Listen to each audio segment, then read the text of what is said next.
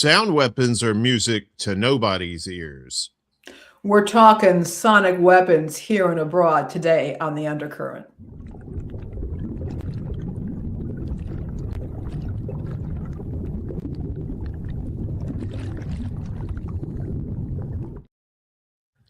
Greetings and salutations from the North Pole.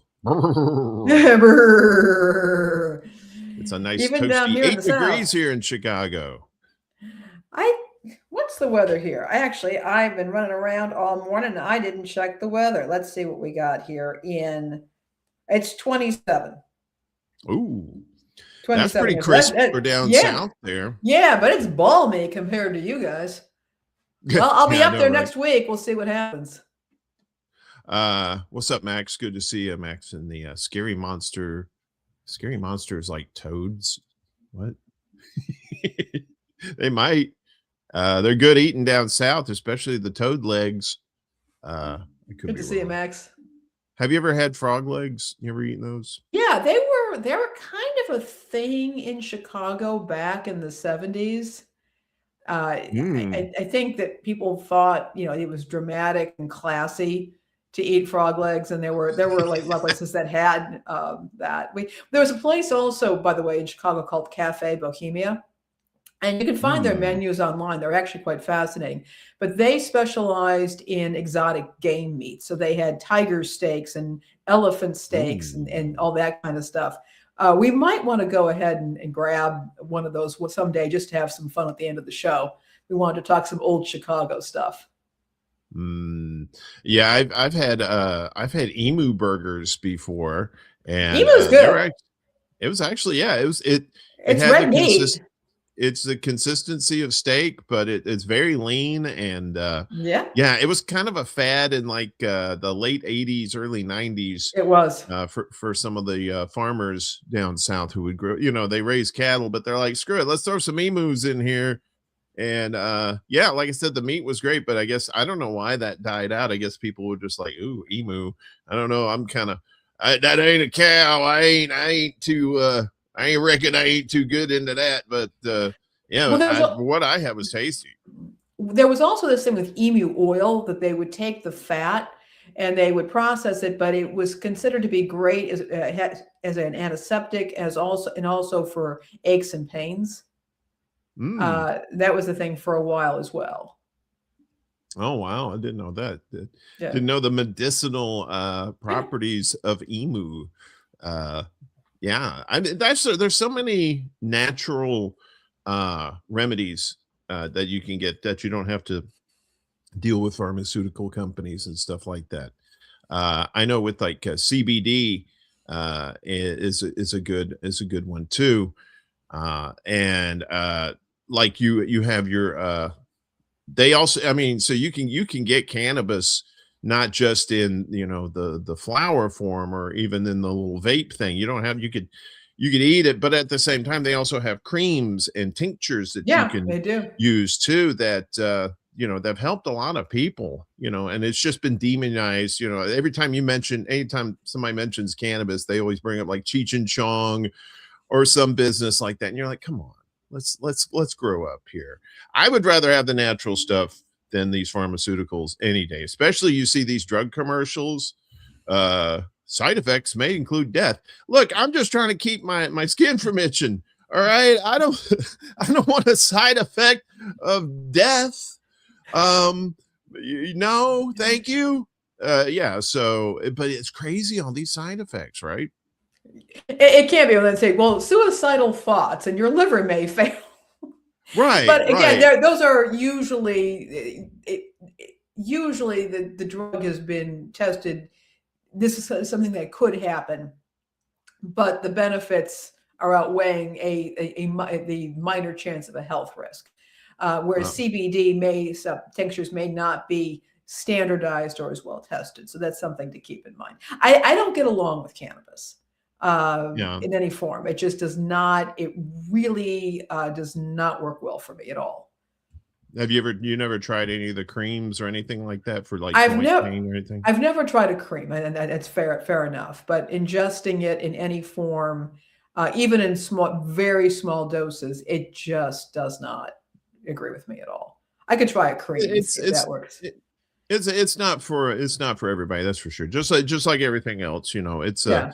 You can't just broadly say okay, it's fine for everybody, because some people are actually allergic to cannabis, and I know people who are, and I feel bad for them, because I know all the wonderful properties it has. But anyway, we could probably just do a whole show about natural remedies versus pharmaceuticals one day. I think that would be interesting for the peeps. What do you think? I don't have the scientific background to do something that I think would be credible. On that, I mean, I think that could be interesting.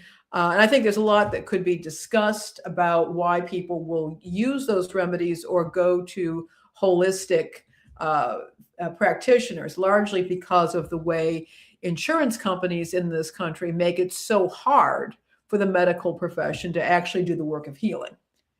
And we could, so. And I think that's why a lot more people are going towards natural remedies, because for one thing, pharmaceuticals are way too expensive, and you have to get a doctor to prescribe it for you. So you have to pay the doctor bill as well, when you could get something that you research, and obviously do any kind of research whenever you're taking something for your own health, and probably ask your own doctor too.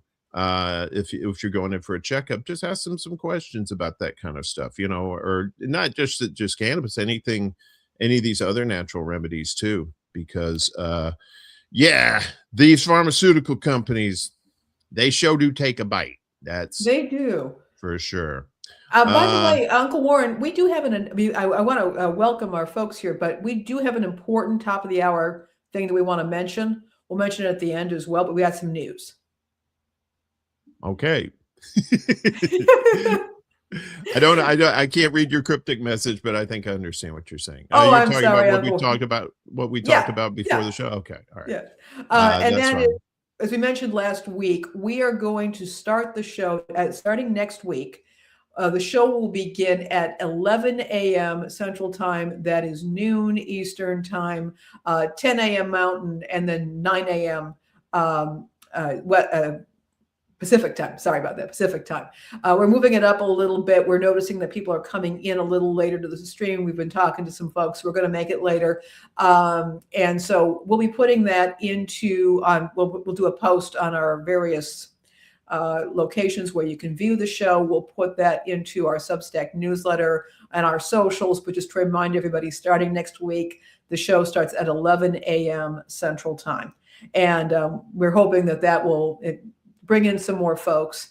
The other thing is we're eventually going to phase out running the show on the Extra Bulla and my own YouTube channels. We're wanting to push people over to the Undercurrent channel. There's a number of reasons for that. And one of them just very simply is that we want to be able to eventually monetize the channel, and that will help us to do that. And if you can also, like us on our socials, we do have a page on Facebook as well as on Instagram. The more people we have, then we can start streaming directly to those channels. Right now, we don't have enough people to live stream directly to those channels. And I'm going to put this into the comments for folks. Meanwhile, let's say hi to everybody. We got Max is here, and we got Peace Dove. Good to see you. Of course, Chuck's Intergalactic UFO Show. 40 years ago today, the universe lost the bold crew of the USA Space Shuttle Challenger. Oh, wow. Yeah, that's right. Yep. 1986. I was in school for that. I remember that. That's part of the reason why Gen X is so traumatized. For the most part. Willie Bragg's in the house too. What's up, Willie? Thanks for having us on your show last night. That was a fun time. That was awesome. Yeah, check out Willie's show, folks. And if you're not subscribed, subscribe to it and check out the show. We got all Gen Xer on that show. It was a lot of fun. And it turns out we're all 69 babies. Mm-hmm. Yep. January, February, March. It's weird how that worked out like that. So yeah, we're gonna have some fun. It was a good year. It was a good year for us anyway, because we were born. I don't know if it's good for anybody else, but it was good for us. Yeah, I mean, you had Woodstock that year, and we went to the moon that year. So allegedly, uh, Uncle I know people like, Warren. we didn't go to the moon. I'm like, yeah, we went to the moon. We just saw critters up there. That's why we didn't come back. Yeah. So anyway, we guess we'll get to the news portion of all this. Our the Riptide, the show that Ellen calls this whole show the Riptide. I thought that was funny. That was awesome. That was just awesome. It's like, close enough, Ellen. We love you. No, Ellen's awesome. Yeah, she is. She's fantastic. Oh, P Stuff got married in '69. Cool. Who's that? P Stuff got married. Yeah, got married in 1969. Wow. P Stuff, you're not that old. Stop it. Stop it. Trying to get attention over here. Yeah, so let's get to the news. Some disturbing news right off the bat. I guess all of this news is kind of disturbing. Ilhan Omar attacked during town hall meeting last night. U.S. Representative from Minnesota, Ilhan Omar, was sprayed with an unknown substance by an assailant while calling for the abolition of the Immigration and Customs Enforcement, the artist formerly known as ICE, at a town hall meeting in Minneapolis. We have the video right here. DHS Secretary Kristi Noem must resign or face impeachment.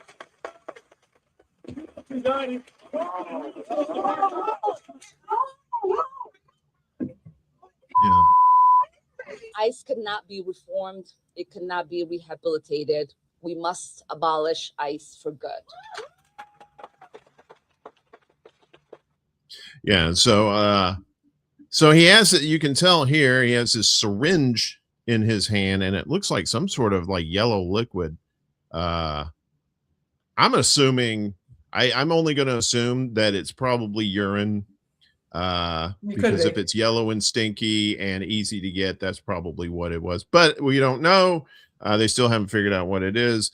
But I would say if I was somebody like that to get something easy to do like that, which is pretty messed up. So she wasn't injured in the attack yesterday, and authorities said the assailant, who is unnamed right now, was arrested on third-degree assault charges, according to Reuters.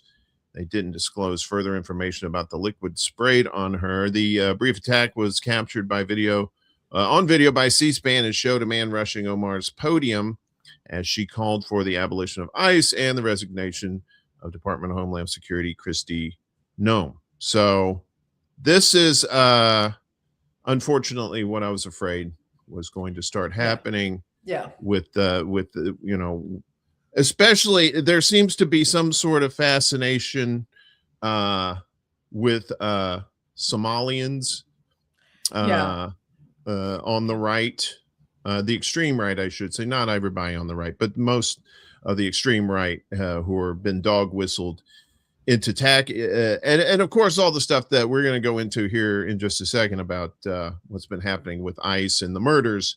And they are murders, straight up murders, murders in Minnesota. So whether you disagree with a politician or not, this kind of stuff, you can't, this does nothing for you. It just makes you look just terrible, right? At the very least, it makes you just look like a terrible person. And at worst, God knows, what, you're doing to these people. And of course, these things have consequences too. Yeah. Right. You attack somebody like that, even if you think it's something benign of whatever it is, it's still, they're going to amp up security. And that's all just gives government officials just more reason to do more oppression. I would think. Well, it certainly raises tensions. People are more on edge. Being attacked by anybody is going to, even if the person didn't actually harm you, it's going to shake you up. Mm-hmm. And people around that, you become more heightened. There's more people are just more on edge. They're less trustful of each other, and that can have a boomerang effect. You have the security is more jumpy, And again, that can have a boomerang. You know, they can overcompensate as a result. There's a better chance of the person who is allegedly an attacker being seriously injured, if not worse. It feeds into a general atmosphere of tension, stress, and distrust. Yeah, and this was the Trump administration has been no fan of Ilhan Omar's anyway, and has just been dogging her this whole time. And of course, some of the minions of people that follow Trump was just like, oh well, we got to do something about it. And this is, you know, why we have Trump is because of many things. He just didn't pop up out of nowhere. You know, and this is why we need to take our elected officials, the choosing of our elected officials more seriously too, because of stuff like this. You know, you have the duopoly where you basically have no choice. You either pick them or you don't vote. That's basically what's going on. And, you know, if you grind down your public to a certain point, you're going to raise up a madman like that. We've seen it before in Germany. You know who, you know, the one, Dr. Everything Won't Be All Right.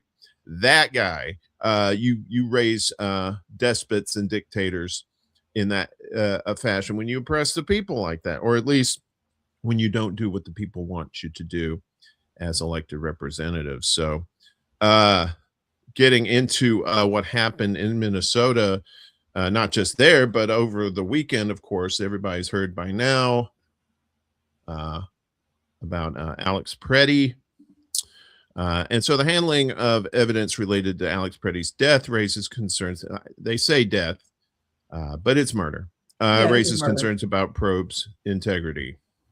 So federal investigators are reviewing body camera footage from multiple angles in the fatal shooting, murder of Alex Preddy, 37-year-old intensive care nurse at a VA hospital. As new revelations about evidence handling, including a lack of documented chain of custody for his registered firearm, raise concerns about the integrity and credibility of the investigation. I'm not going to play the video, but you've seen the video probably a bunch of times. That he had a registered weapon on him, but it was removed from him and taken away by an agent, and then he was summarily executed after that. And that's not hyperbole. It's right on the video. That is what happened. He was I've only seen it once. I can't watch it again. Yeah, it's very disturbing. The whole thing was very disturbing. As I said, this weekend, you know, I was prepared for an ice storm and a winter storm and cold weather and the possibility of my power going out and my cat and I having to seek shelter someplace. What I ended up doing was pacing around my place, cooking to get my mind off the fact that I was really questioning whether the Republic was going to survive this. This was absolutely horrific. I don't know what I've been. I don't know that I've ever. The last time I was this horrified, it's either 9/11 or January 6th. But this went far over that. This went far over this. This I didn't see it, and I still don't see us coming back from this.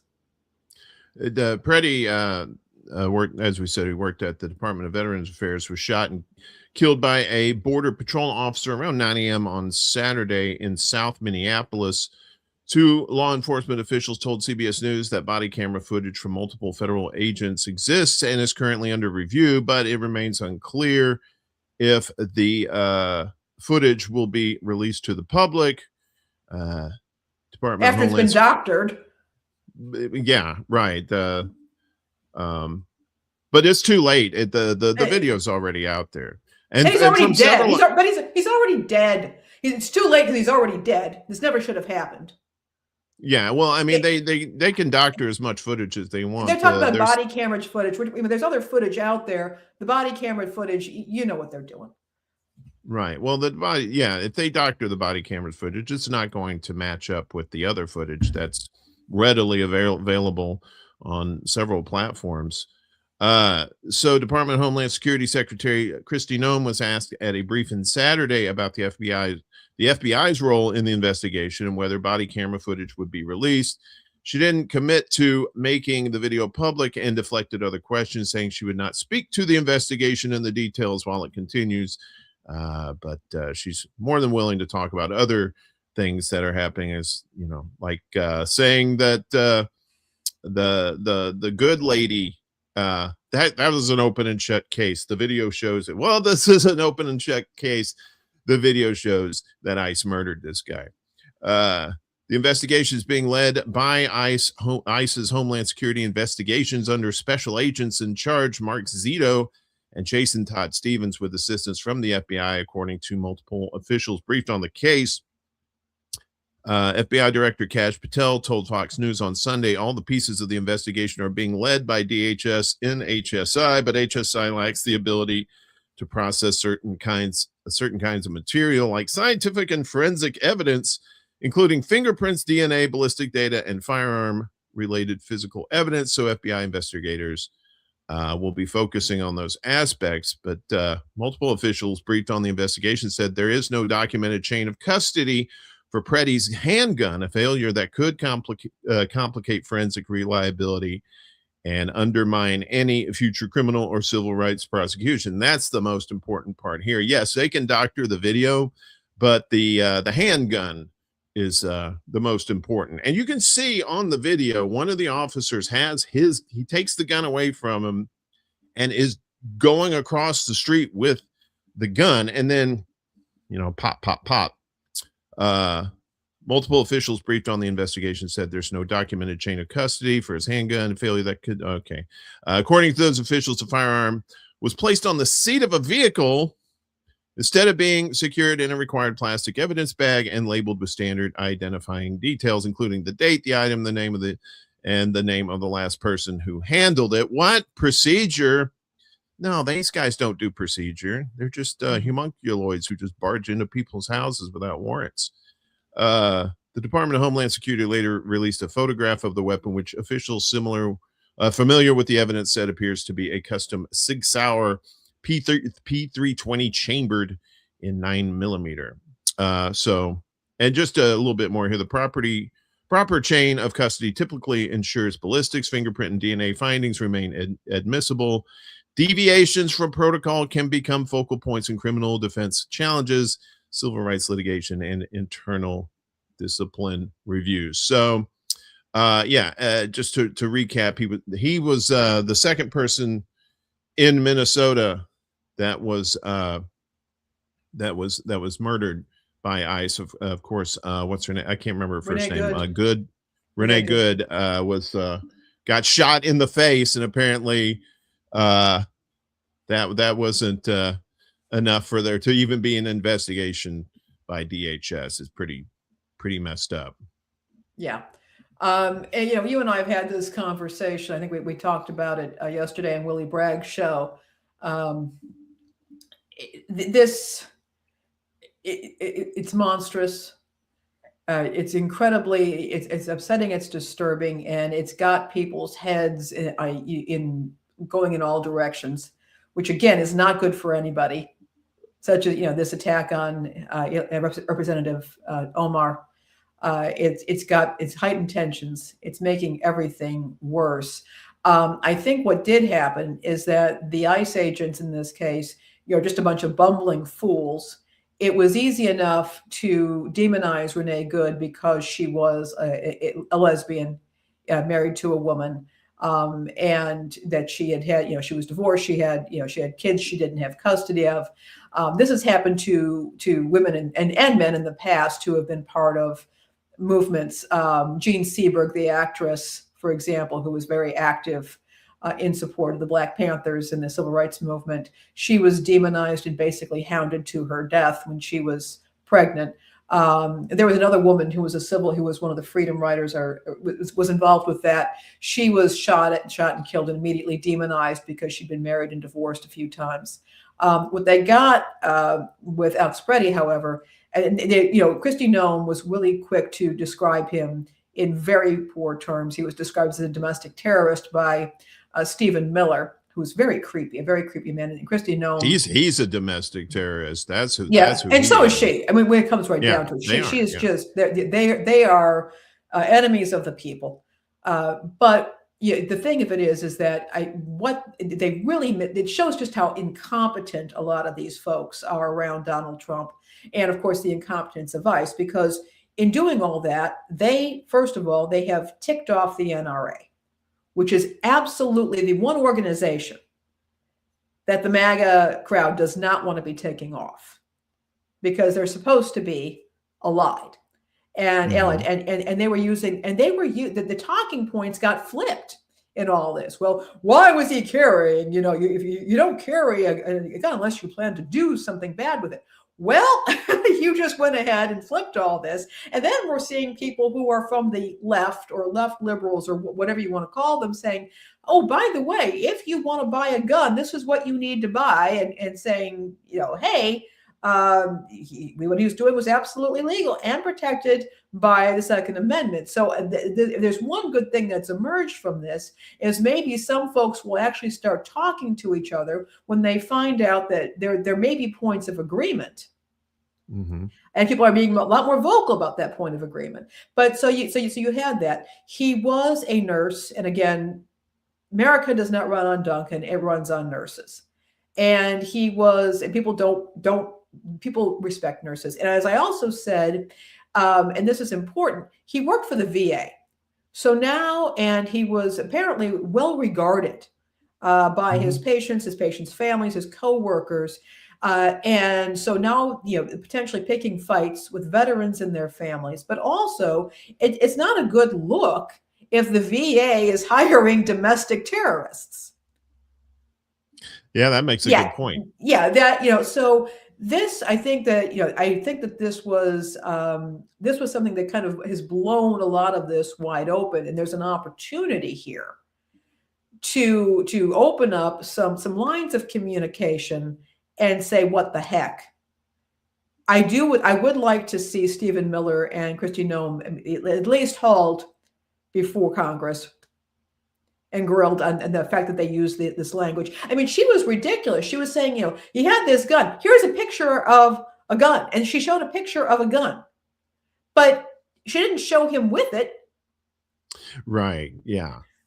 It's funny how the hypocrisy of this too. I've heard all my life about Second Amendment rights. And this guy he didn't even pull out they said he had his gun out. He didn't have his gun out. He had a camera. He had his phone out, and he was documenting everything that was going on. There was a young lady that ICE, one ICE agent had pushed over, and he went to go help her. I mean, he was just being helpful to this person. Does your friend want to get on camera? Is that what it is? He's in the back there. Yes, he's complaining. I'm a very bad person. So, but this is the worst nightmare of right wingers, is lefties deciding that they want to arm up now to protect themselves, and it's almost like the dog catching the car, right? It's like, yeah, well, everybody should have Second Amendment rights. Okay, well, what about the leftists? What about people of color? What about Black Panthers at these things who are carrying big ass guns? Well, I was just exactly. Second Amendment for me, not for thee. That's right. I think that's how that works. But I would say, Chuck, yes, you just heard Ned, and Max, yes, it is meow. But I would also point out that this is a moment, okay, where yes, for some right wingers, this is their worst nightmare. Second Amendment, so-called their political opponents getting strapped. But here's the thing. There's also an opportunity here to say, wait a minute, I thought you folks felt this way. But the three of us, Willie, you, and myself, were on Willie's show last night. And we all said, yeah, we support gun rights.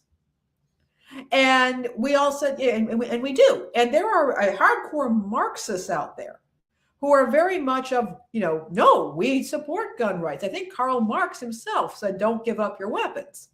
That's what I've heard. Don't quote me on that.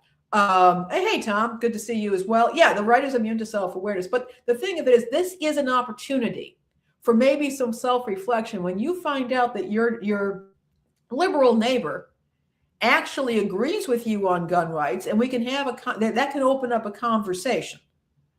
And I think, again, with the NRA coming out, I would say guns blazing, but on this. And, so I think that's why Trump and his handlers, or his handlers, told Trump, you got to switch things up here and cool this down is critical. But the problem is that the genie may be out of the bottle, and we just had this attack on Ilhan Omar. And again, it may have been that he was just squirting urine at her. And that's what it could very easily have been, but it could have been something else. And again, this is just fueling tension. It's not good, but I am seeing some possible cracks that could cool things down, and that could potentially get people talking to each other, where we can say enough's enough.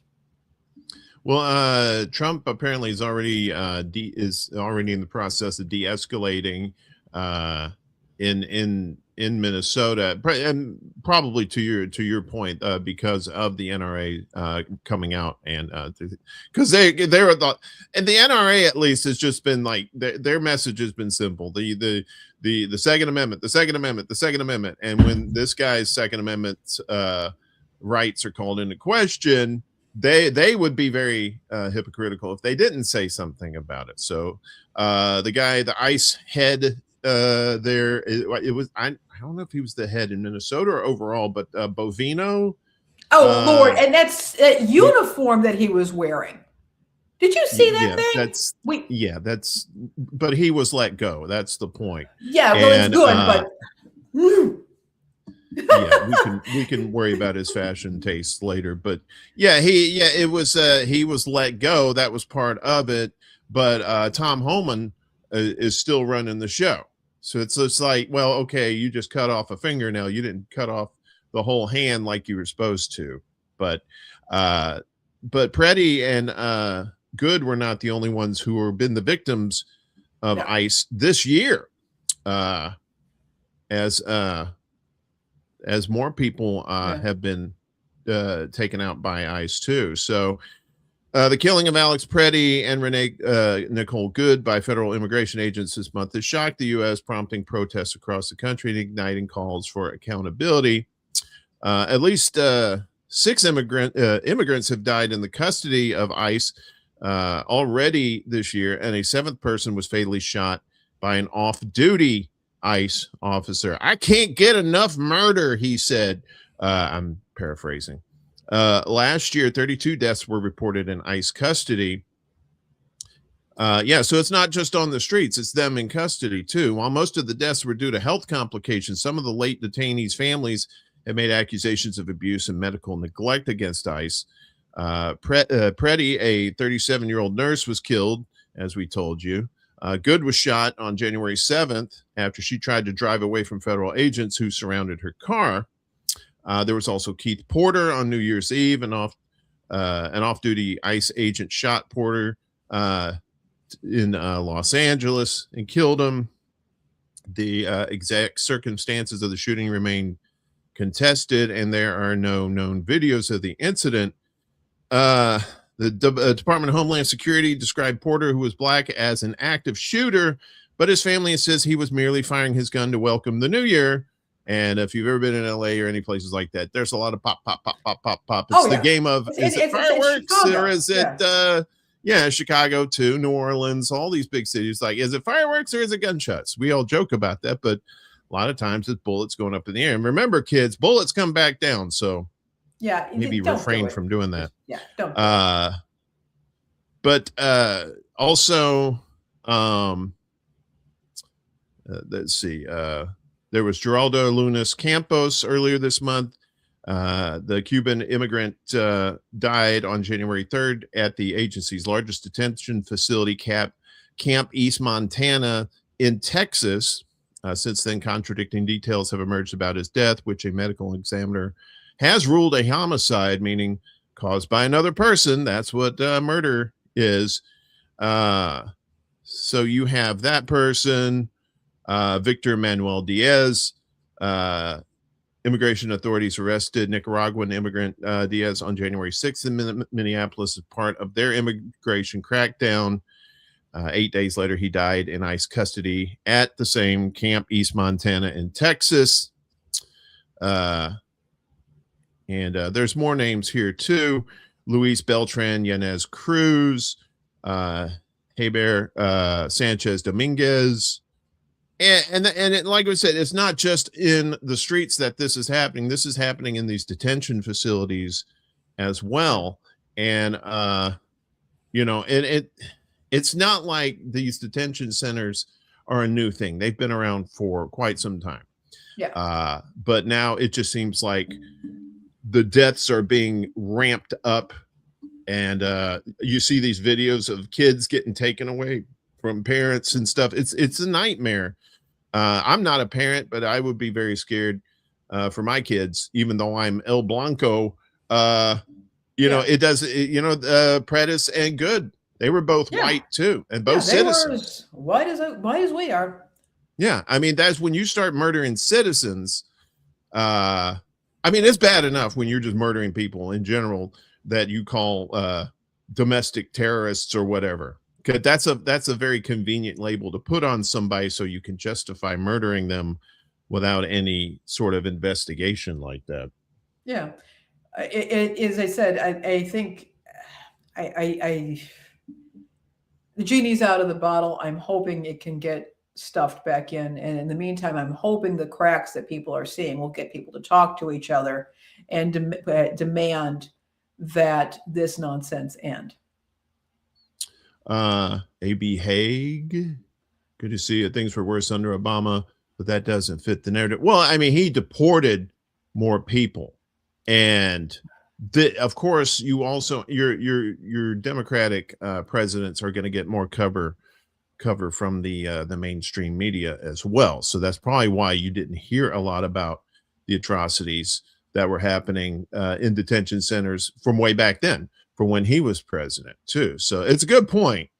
And we should mention that this is not something new, that Trump is just ramping it. He's cranking it up to 11 to make a Spinal Tap reference, is basically what he's doing. But this is nothing new when it comes to immigration. That's why people have been wanting immigration reform for so long, because these poor people are fleeing their countries that are being affected by our foreign policies, right? Coups and trying to, change leaderships and stuff like that. And these people are just, and this turmoil is created in their countries. So they have to flee their countries, and where they come here, it's just like kind of like out of the frying pan and into the fire almost.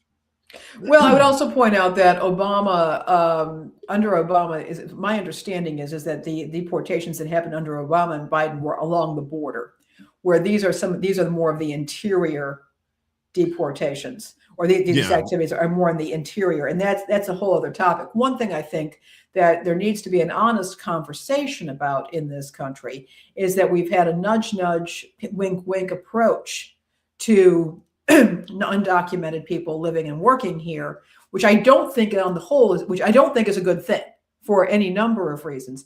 But one of the reasons for that is because these are folks who will do jobs that nobody else will do, and they will work in violation of labor laws, which benefits the employers.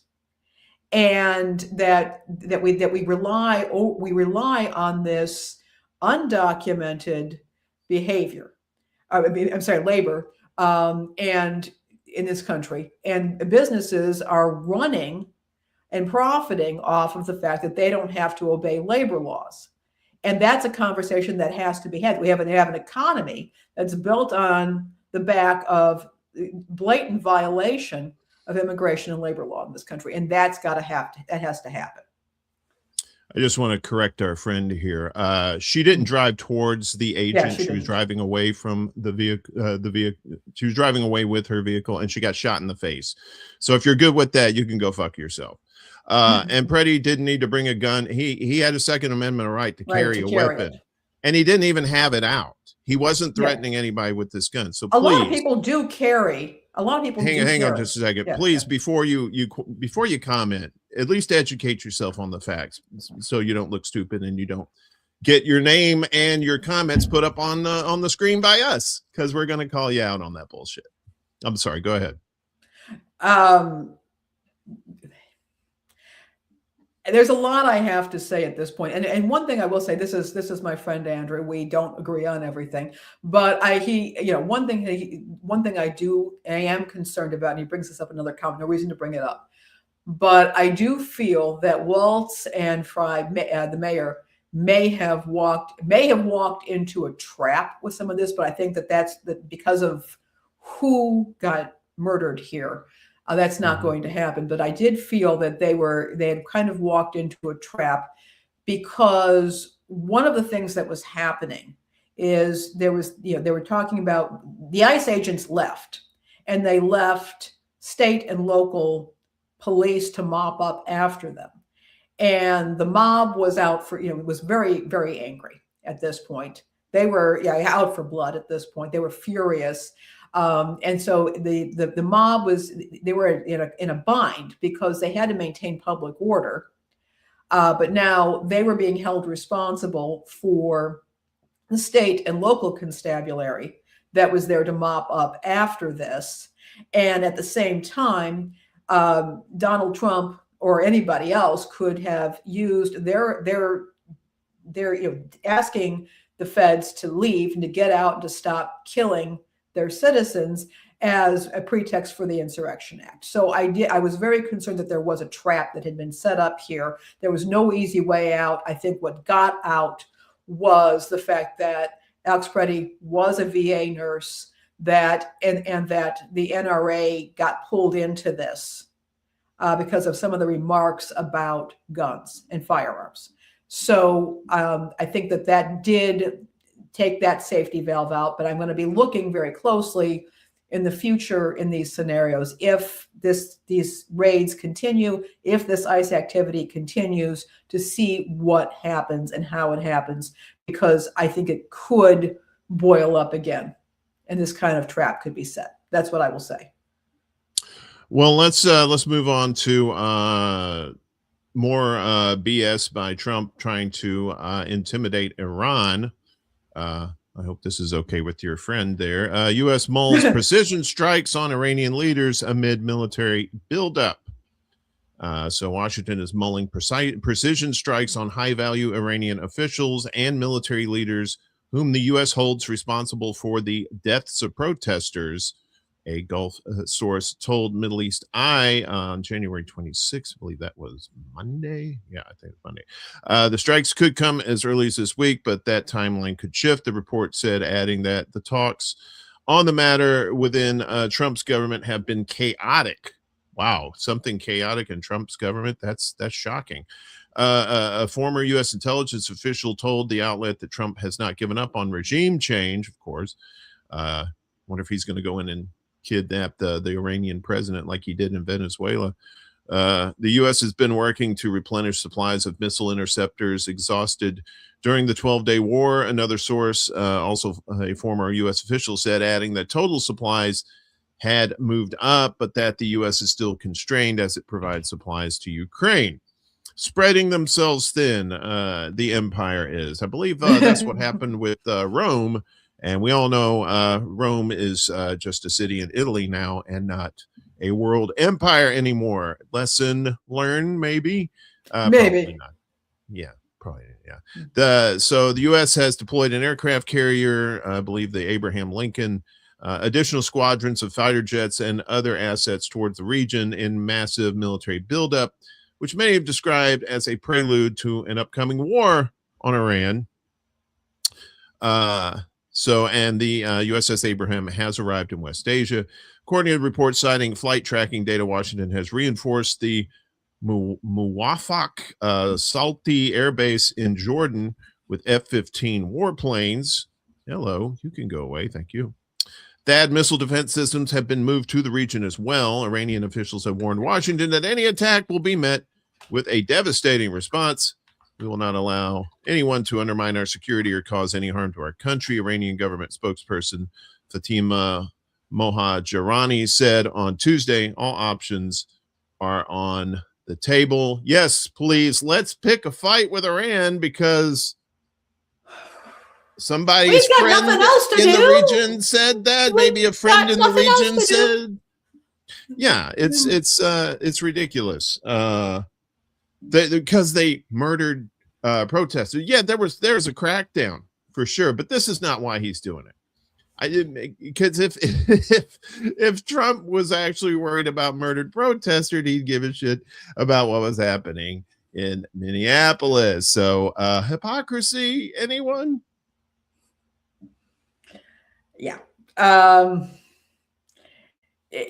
think that there are people who are still really smarting over the Iran hostage crisis. I remember it very vividly. I know you do too. Mm-hmm. We got Nightline out of that. Nightline, I think it was actually supposed to focus entirely, and then it ended up becoming an institution. Good to see you. Hello, good to see you. And he makes a good point here. He said those tests were entirely preventable. The ICE agents could have been properly trained and professional, or better yet, they could not be there in the first place using shock and awe tactics. Yeah, I don't think there's any even if that lady was trying to drive at them, which she wasn't. The video shows she was pulling away. And at what, 2 miles an hour? Yeah, that constitutes shooting her in the face. Yeah. Right. I'm just gonna say no. That doesn't constitute that at all. And the fact that he had a gun at a protest doesn't mean he was going to use it. We've seen several conservative rallies and protests where they have weapons and they don't use them. Really, right? Big ones. Yeah, and they're showing off their Second Amendment rights. So, yeah. So, one person, sadly, though, that is not here to help fight with us anymore. Yeah, is Michael Parenti, who passed away over the weekend. There he is, right there. Marxist scholar, political analyst, historian, and author Michael Parenti has died at the age of 92. He was an outspoken critic of capitalism, imperialism, and class inequities, whose intellectual works were celebrated around the world. He was the author of over 20 books, including Democracy for the Few and Super Patriotism. He was definitely, as the kids say, one of the real ones. You know what I mean? I believe when Bernie Sanders bowed out of the race and started supporting Hillary, I think he basically cut ties with Bernie Sanders, and they had been friends for a long, long time.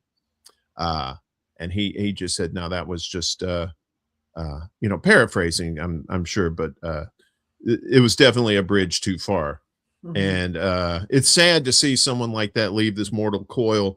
I mean, 92. I mean, you guess, all right. Maybe it was his time, but still, yeah. If ever we needed more cats like him, it's definitely now. Yeah. And it happens. And I think the question is, who moves into that space?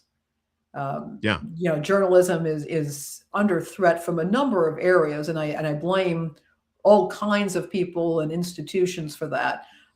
But the kind of journalism that I think he did was remarkable, and it's who's going to step into it. I mean, I like Chris Hedges a lot, and Chris Hedges is kind of my go-to guy for a lot of this. But it's hard to see somebody who's willing to do that sort of thing. And old school journalism, again, do people have the attention span for it anymore? Right. You can, yeah. It's at this point, it's kind of like when you're giving your pet medicine, right? you want to put it in something that they'll like, that's tasty, and then they take it and they're like, oh, that's delicious, and then they get the medicine too. So it's just like anything else. You kind of have to sell the news at this point, and you have to sell yourself as someone who is presenting those news stories, whether you're a journalist or if you're just doing stuff like we do. The faith in the media, the faith in the mainstream media is totally gone, I think, on both sides of the aisle. Yeah, which is unfortunate, because this is right. not, this is I think a lot of journalists, first of all, are good folks, and that the work of the media is critical. And I'm not talking about debates like we've been having here, but I'm talking about down to what the local utility company is doing, or what happened at a town hall debate or something like that. When there's no faith, people are disgusted. They're pulling their ad dollars, they're pulling their subscriptions, and starving out the profession as well as the media itself. That is not good. No, not at all. And so that's why you have shows like this one and others in our space that are trying to present, news from alternative sources that aren't mainstream media a lot of times, because of the credibility factor, right?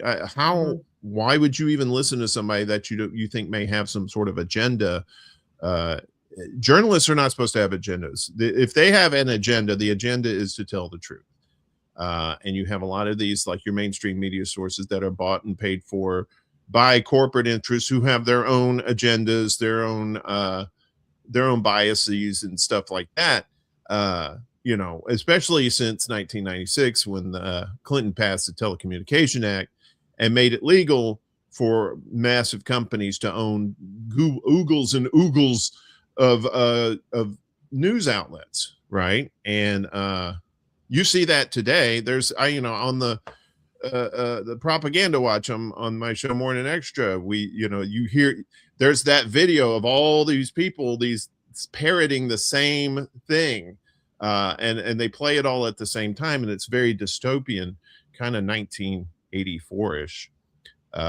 So yeah, support independent media, but also at the same time, be skeptical. Yeah, I would say you don't have to be paranoid, but I would say be skeptical. If there's like some new information outlet that you like, check out where their funding comes from. It's like they say, follow the money, right? There's nothing wrong with that. And if they sound legit to you, they sound pretty honest, then maybe you found what you're looking for. If not, you move on. There's plenty of options out there. You just have to find them. We can talk more about this later, because we got a lot more to talk about today, but yes. Yeah, we're going to talk about noise, the art of noise, right? In the catch of the day, not the band, but the actual noise that hurts your ears, with sonic weapons. Yeah. So you notice that after all this happened, all of a sudden, the kidnapping in Venezuela and all that situation kind of went out of the news cycle. Fortunately, I was able to find some stories about that connect the two, that connect what happened in Venezuela to what is happening, what's happening here in the States.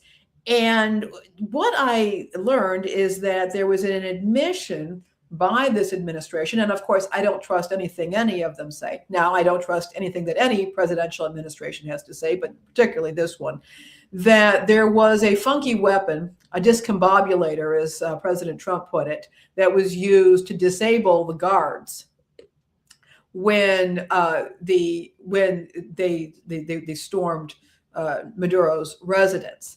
And it brought me back to the 90s, when, if you remember the comic book Suicide Squad, there was the Phoenix Gambit was one of the series, and there was an anti-hero, Count Vertigo, who was a Russian aristocrat who could create could create earthquakes and all kinds of sonic things going on. The problem is that he was bipolar, and he didn't have control over it and created all kinds of havoc.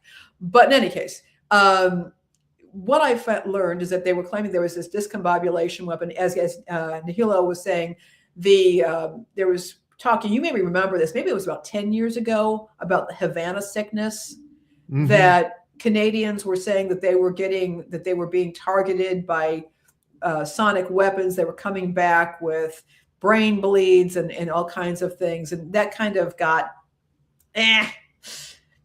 shoved under the rug. Nobody seemed to want to talk about it because, of course, it may not be the Cubans at all that were doing it. It could have been the U.S. It could have been just about anybody. But in any case, what I found out was that these weapons, there are these weapons, they're long-range acoustical devices that can be applied in warfare, but they can also be applied as a way of quelling protesters. And that there were some people saying that they were being used in Minneapolis. From what I've been able to find, I've not found anything credible about that, because it's the sort of thing that you would know about because of the sound that they make and the kind of weapons or the kind of the side effects you can get. They can cause, among other things, permanent hearing damage, as well as extreme disorientation and vertigo. If you've ever suffered from vertigo, I have. It is an extremely frightening and distressing condition. Fortunately, we were able to deal with it, my doctor and I. But it's very disturbing. And I was able to find a very interesting website that you just brought up here that focuses on so-called non-lethal or less lethal weapons. I know that there's been at least one person so far in the most recent protests who has lost an eye due to, I believe it is the rubber bullets. People can get severely injured. And so I wanted to make people aware of this kind of weapon, that this could be applied at some point. I'm hoping that it will not be applied in the recent protests, but it is something that could happen. It is typically a very loud, it will amplify voices or sounds, and it's so bad that people can lose their hearing. They can have bleeding. They become very disoriented and scared. And one of the concerns, and this website is put together by physicians who look at various warfare tactics and weapons and offer a medical perspective on how they work, is that these weapons do not discriminate. It's not like you're in the front line of a protest or a mob or whatever you want to call it, and they're targeting somebody there. Anybody in the vicinity, and this could be, a maid or housekeeper, cleaner who's going from one storefront to the next to do their job. It could be children. It could be all kinds of people that could be affected by this. One of my concerns with weapons like this is they are so disorienting. If somebody's shooting at you, you at least know that you're being shot at. Things go bang and they have guns and body armor and that sort of thing. This is kind of like when they talk about radiological weapons and using radiation. You just dump some radioactive material somewhere and everybody around gets sick. They can't see it, they can't smell it, but their gums are bleeding and they're puking their guts out, and that can happen. So there's a psychological aspect to these weapons. And while on one hand, I suppose it is better to use something like this than live ammunition, the way it operates, the potential for long-term injury and disability, and the fact that they are so they simply don't discriminate is deeply troubling. And I want activists to be aware of this. I am seeing some people on YouTube who are saying this is how you can defend against them, but I have no way of evaluating whether their suggestions are accurate. Some people are saying, yeah, you can wear earplugs, which is if you're in a demonstration, if you're in civil, whether it's a peaceful or licensed march, or whether it's civil disobedience, being able to hear the people around you is kind of important. So wearing earplugs may not be the safest defense against it. And people are saying, well, you put your hands over your ears, but you can still be severely injured by these weapons. And I would encourage activists who are going out on the streets to be aware of the possibility of these weapons being used. The fact that it's being brought up, the fact that Donald Trump is signaling and saying and using this discombobulator phrase, and that it's now being introduced, that the U.S. has this, people have it, the groups have this, constabularies have it. I suspect it may be used in the future. Be aware of it and discover ways to either minimize the injury or to avoid it. And of course, to call on law enforcement bodies to not use these weapons, or to be very specific in their protocol for their use. Because yes, they're not technically lethal, but the damage they can do is very, very serious. Yeah, and the goal, ideally for police is, or in theory rather, is repulsion, right? You're trying to repulse people. You're not trying to destroy their hearing. That's what it should be, right? Like, but and because you also have weapons like pepper spray, which is a chemical agent. They don't even allow you to use that in war. But it's fine to use that kind of stuff on your own people. Yeah, that's there's such thing as trying to restore order, but then there's also when you have weapons like this, that all it does is just drive people to do that more. Hey, Ellen, good morning to you. Good to see you, Ellen. Good to see you. That's the thing. It's because the police or these police that are using these tactics, not just ICE, but like some of these major metropolitan police departments are using, they have these tanks, they have these sound cannons for that. And it's really a reflection of the society we live in, that we're out in the streets doing this every day like this anyway. Like France, you see all these protests in France, man. They don't play in France. No, the fire department, the fire brigade, where they were setting themselves on fire. I mean, the French are very interesting. They shut stuff down too.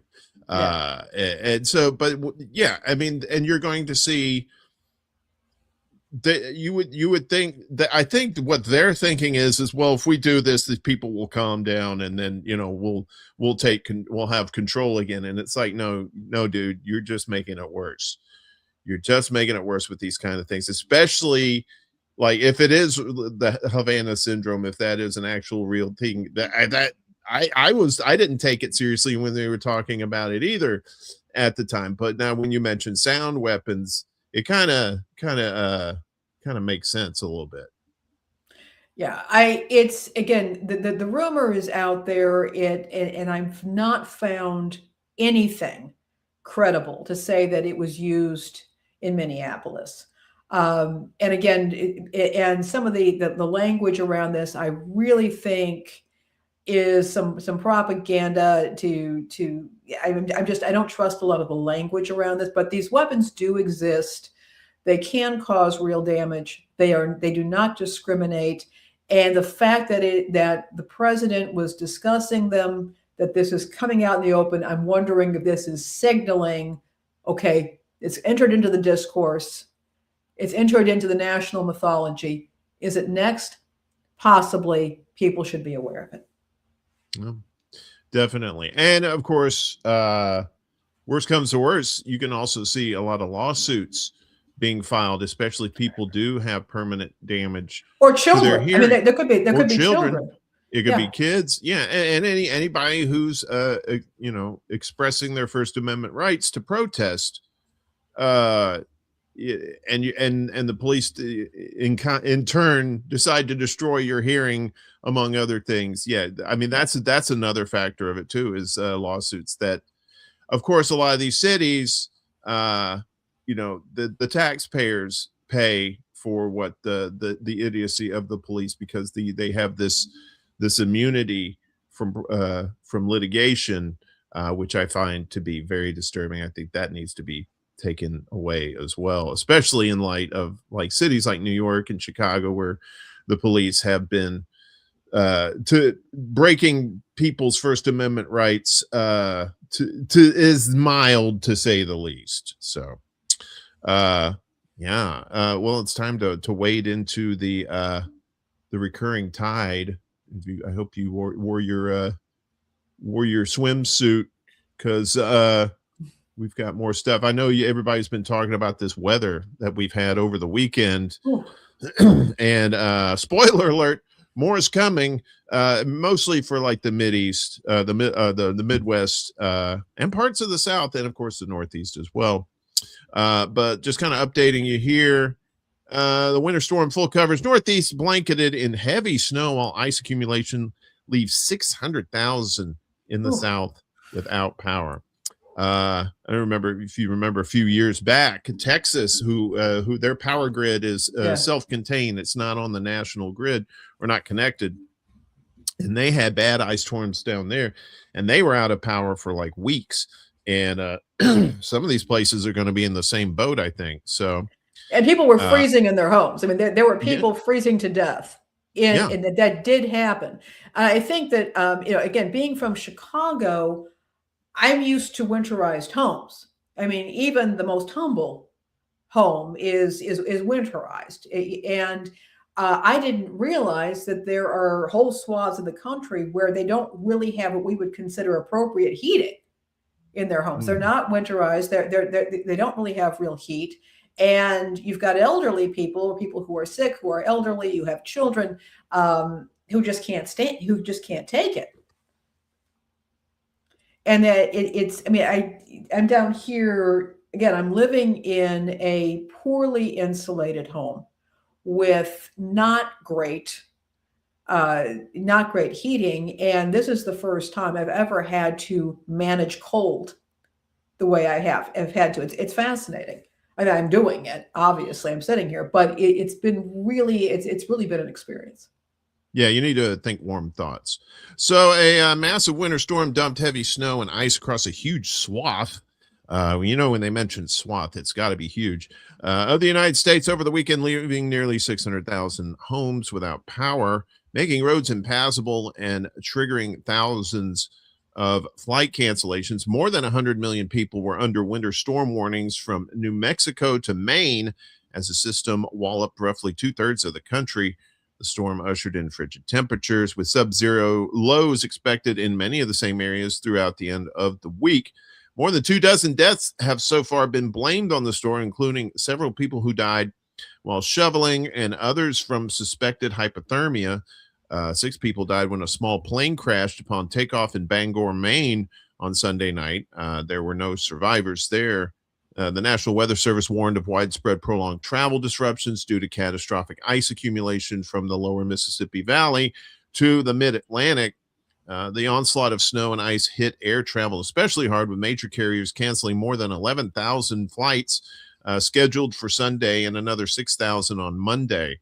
Living in the South, they're not prepared for this kind of weather, right? Not in the slightest. The thing is, it's like they don't get ice storms on the regular down there. This isn't like an every year thing, but when it happens big. And really, like some of your major cities down there, I think Atlanta only really has like 2 snowplows, like legitimate snowplows, because people don't have shovels. People don't have, it's in Chicago. Well, they don't have salt on the roads. They don't do that. What they do down south is a lot of times, like especially in smaller areas, they'll put gravel along the ice to try and give you some sort of traction through it. And they have road graders, the old road graders that they use for dirt roads, they'll try to move snow, but then a lot of times that ends up damaging the roads themselves. Yeah, because I've been through a couple of ice storms in North Mississippi when I went to school there, and those roads, it's not like snow. The ice storms are way worse than a blizzard. At least with a blizzard, yeah, you may get snow accumulation, but it's movable. You can do stuff with it. This ice that's hanging from the power lines and snapping lines, it's insane. Well, also, like down here, the city closed down. I mean, the city government buildings closed down. Mm-hmm. I mean, because they and if you restaurants closed down, restaurants and bars closed down, or they closed early. And even yesterday, I was out taking a walk at night, and a lot of places were just closed. Because they're just not. Their people can't get to work. Customers aren't coming in. And this is very shocking to me because in Chicago, it doesn't particularly matter. But down here, the place is simply not equipped for it. Yeah, because and in your northern cities like Minneapolis, Chicago, they have snow and ice every year. It doesn't matter if it's minor or major. They know they're going to get it, and they're all well prepared for it. Like we just had snowfall not too long ago, like over the weekend, and the salt is out on the sidewalks, out on the roads, and they're well prepared for it because they've been doing it forever. Like I said, down south, they don't fund something to do that, to have something ready like that every year. And maybe with climate change, the way that it's going, whether you think it's man-made or not, the climate is changing, and things are getting a lot wackier. Like I said, we're going to get like this polar vortex that's coming down tomorrow, I believe, and through the weekend, that's going to bring just like more frozen temperatures, and also there's moisture coming out of the Gulf that's going to feed a lot of this. So our buddy Willie over in North Carolina, be aware. There's going to be lots of basically a nor'easter as it travels up the eastern side of the United States. Just be careful out there. Take precautions. Wear layers. Don't think a big ass coat's just going to do it. Wear layers if you're out in this really cold important business. Especially if you're clearing snow or anything like that. Make sure you're layered up down there. A big coat is all nice. Yeah. Go ahead. Another reason to wear layers is that a lot of people don't understand this. They want to get warm. They want to stay warm. So they put on a bunch of clothes, and then they warm up, and then they get overheated. And the body does what the body does when it gets overheated. It begins to sweat. You begin to perspire. And that's a real problem because now you've started this cooling process, and that moisture gets into your clothes. A lot of fabrics, when they're wet, it's also actually going to increase hypothermia. It's not, or your chances of hypothermia. It's going to cool you down even more. It's not going to insulate you. So the idea with wearing layers is as soon as you start feeling yourself getting warm, you take off a layer. And that way you don't risk perspiration, and you're able, you get yourself done. When you start getting chilled again, put the layers back on. But you want to avoid perspiration because unless you're wearing wool, which has its own properties with insulation, you can make the matters far worse and risk hypothermia. Yeah, and it's really like a comfort thing for yourself too. Some people a little more, they can take the cold a little more than other people, so they'll tend to wear less layers. But yeah, if you end up like, especially if you're outside for a good amount of time and you end up sweating, you're just kind of defeating the purpose. So take care of yourselves out there. Stay warm. Yeah, please do. And think warm thoughts at the very least. And drink warm drinks. Yeah, some warm drinks is good. Nice cocoa. Put a little peppermint in there. Lemon ginger tea. I like lemon ginger tea. Tea is good too. Probably a little more healthy, but not quite as delicious as cocoa with peppermint. Ooh, that is true. Yeah, and when it comes to weather like this, the Federal Emergency Management Agency, oh Lord, tends to is in theory is supposed to help out. But you kind of have to be able to contact them when things are going south. weather-wise. And well, it turns out FEMA links are broken again. Wow. Again. This is not shocking. As FEMA, basically, whenever people are trying to get funding for disasters, they have to get permission first. You didn't say Simon Says. So if you're trying to get into community emergency response team training, which is a genuinely useful program that teaches regular people how to help their communities during disasters, you probably noticed that some of the required FEMA courses have become, let's say, elusive. You click a link, it redirects you to the FEMA homepage. You search for the course, nothing. You wonder if you're losing your mind. You're not. You know, you might be. I'm just saying. I'm not a doctor, but your mileage may vary. The link is just broken. The page has been moved, or the resource has been temporarily or not so temporarily taken down to disrupted management, shifting priorities, or the occasional government shutdown. So as always, when the government lets you down, you need a workaround, right? So the Wayback Machine is your new best friend. Because a lot of these FEMA links are what they call them, evergreen, where it's just like they're not dated, and you need that. Hey, Kate, good to see you. You can still access it through the web archive, right? So you copy the broken FEMA link, go to web.archive.org, paste a link into the search bar, browse through activated snapshots of that page when it actually existed. So broken links, broken government, it checks out, right? Well, the thing is, I wanted to bring this up, and then these folks, Hello Apocalypse, Here Comes the Apocalypse, they are a fantastic group of people who provide disaster preparedness education from a community-based, non-scaredy cat survivalist mentality.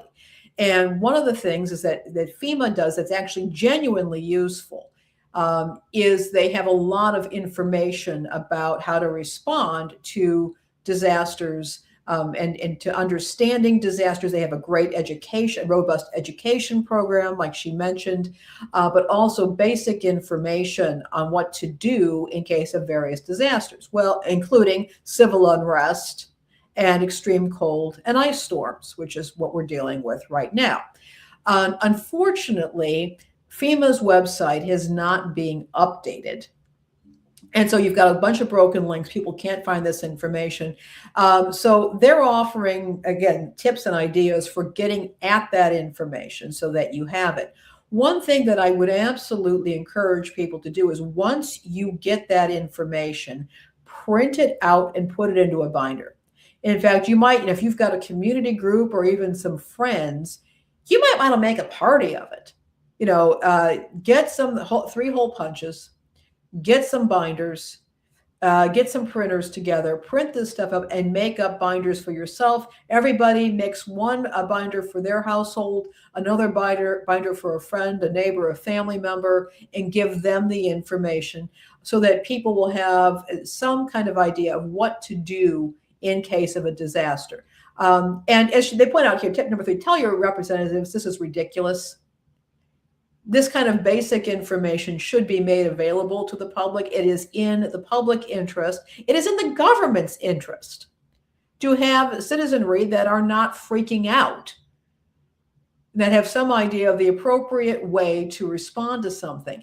So in any case, I recommend checking this out. If you're not, check out the show notes.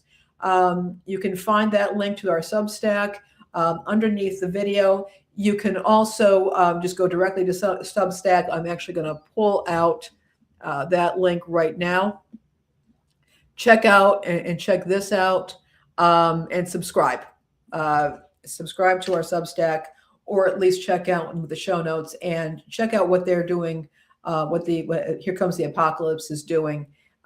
They're good people. Follow them on Instagram. They got a great Instagram account. I really recommend they're good folks. Yeah, and it's not just FEMA too. It's It also has to do when you, especially in times of natural disasters, you're having to deal with it, contacting your congressperson. You may think, oh well, that's kind of a fool's errand. It's probably not going to happen. But if enough people do it, especially when you live in southern regions, the southeast, and places that are bombarded with natural disasters like hurricanes, tornadoes every year, it's a valuable resource. I don't understand. Is there waste going on in the government? Sure. But that doesn't mean you throw the baby out with the bathwater when it comes to FEMA like that. So, and we're moving on to grocery spending as it's moving online as affordability concerns rise. I would think they're through the roof at this point. Consumer spending continues to move fluidly across digital and physical channels, but groceries are emerging as one of the clearest signals of where financial pressure is reshaping consumer behavior. While grocery prices are often used as shorthand for inflation, grocery baskets themselves have not changed dramatically in size or composition. The food going in them has, but not the baskets themselves. Instead, Payments Intelligence, that's this site here, Payments, that finds that financial stress is creating a bifurcation in grocery shopping behavior, particularly in the shift towards online channels. Consumers under high financial stress are 6 percentage points more likely to purchase groceries online than those under low stress. This pattern does not reflect a general surge in online shopping, but a targeted move towards grocery purchases that offer more visibility into prices, discounts, and budgets, right? So yeah, and you're seeing a lot more of like these grocery store apps too, where you can find the price, and like a lot of places, I think like Jewel around here, you can get points for your shopping, and sometimes you can get free items with the number of points you accumulate through this. So a lot more people are saying, well, I might as well just get my groceries online, or at least reserve them online if I don't get them delivered.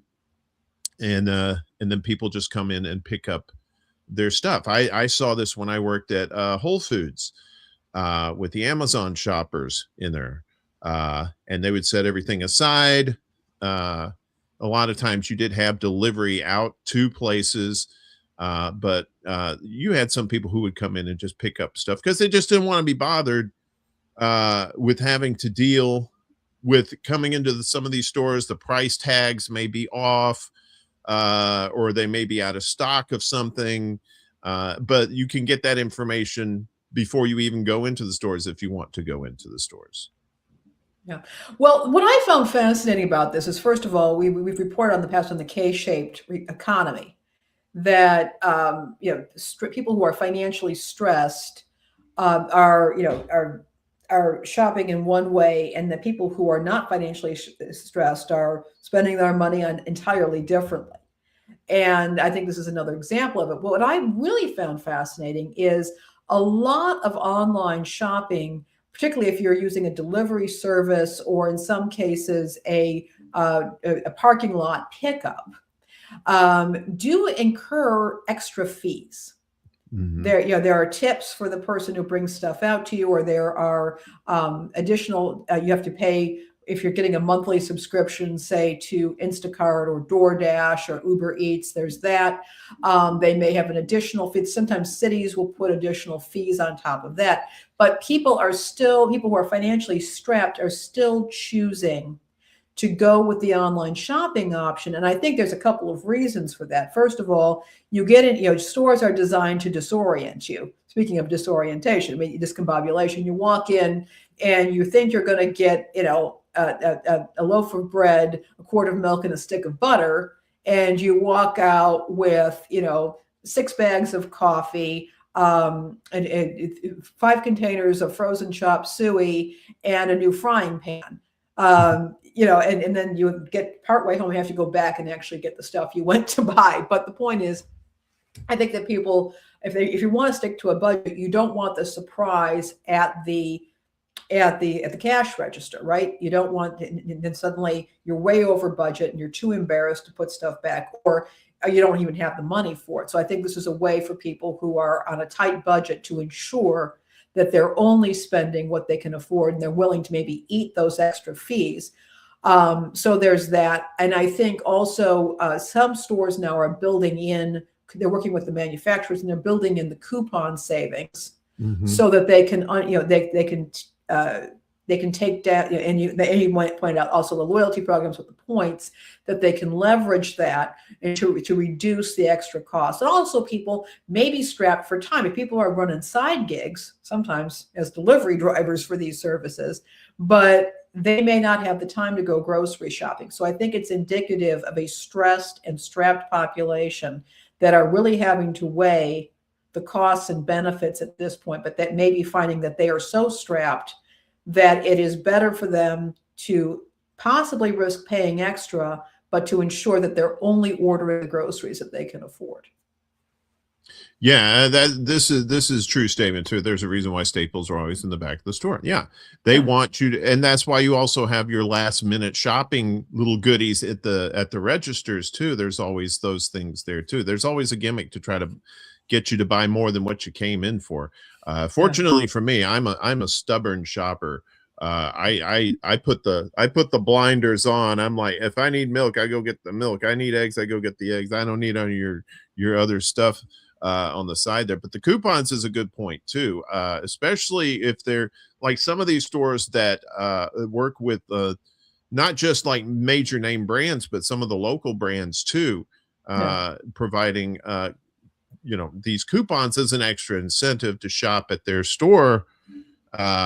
Yeah, I mean, you hear a lot of people talk about growing their own food, and these stores are like, okay, let's not go that far. We were talking with Willie about fitness and weight loss last night on his show, Uncle Warren, and again, this is something that people who are working to lose weight or to eat a healthier diet have learned, that one nice thing about online shopping is it's not sticking right in front of your nose. You can actually be very deliberate about building that list and buying the foods that are in your best interests. So it absolutely is there. But one thing that I would bring up to people is that there are some third-party apps like Ibotta or Aisle, where you can actually upload your receipt. Now they're doing data collection, so you got to make your own decision about that. But you can get some very decent rebates on a lot of foods. And I'm not just talking about foods and household goods, basic household goods like toilet paper, cleaning supplies, that sort of thing. And so they can help you with some cash back offers as well. Again, there's a trade-off with the data collection, but if you are looking to minimize the cost of ordering online, that's a possibility. Also, keep in mind that some places, retailers like Target, for example, they do have the option of ordering stuff and then picking up inside the store, and there are no extra fees or charges or tips for that. And that was something that I did when I was living in Chicago. I lived near, as we call it, a Target, and I would order everything in there. And I could walk there. I had my backpack and a cup or a little cart or something like that, and my bags. And I would pick everything up. I would do everything online, take advantage of every coupon, every special. I had a red card that gave me an automatic 5% discount on everything, and that actually worked out really, really well. So there are, look for in-store pickup, and if you're willing to do so, work with third-party apps that can give you additional cash back. One thing that isn't working out is AI and companies hiring. Oh, people. Lord. Here's another one. The king of segue here. Yeah.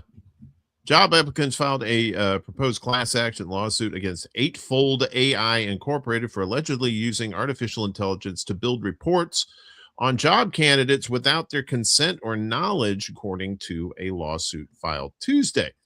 The company's software allegedly collected personal information from unverified third-party sources, such as social media profiles, location data, internet and device activity, cookies, and others to put through a proprietary large learning model and rank candidates on likelihood of success.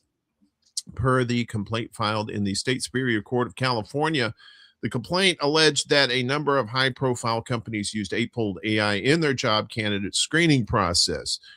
Two plaintiffs brought the lawsuit due to their belief that they were screened out of job candidacy for positions for which they were qualified, according to Eaton and Golden LLP, one of the law firms representing the plaintiffs. Eightfold AI did not immediately respond to a request for comment because they were trying to think up of a bullshit excuse for what they're doing. I am not a fan of AI generated anything when it comes to, especially when it comes to hiring people, right? I understand you may have like an influx of candidates for a job and you might need some help sifting through those, but I think that should be human eyes only, because when you do that, now people are just going to generate resumes with AI to match your algorithm, and then whether you have the qualifications or not, it doesn't matter, because the keywords match up, and I think that is pretty scary when it comes to that kind of thing. Well, and they also, the other issue is that AI often gets it gets things wrong. Human beings get things wrong too, but AI can be very amusing in some cases. I was recently working with an AI tool, and I was checking it, and it was a recent news article that it had summarized, but it referred to former President Donald Trump. Former president. And it was obviously just taking the slot, taking stuff from everywhere. And there was enough references in its sources to former President Trump that it just threw it right in there and it didn't check itself. But one of the things is this: when you apply for a job, now jobs have the hiring managers in the US have broad powers to hire you or not. And on the whole, I agree with that, because there are a lot of intangibles that are involved with hiring somebody, and you want somebody who's a good fit within your organization.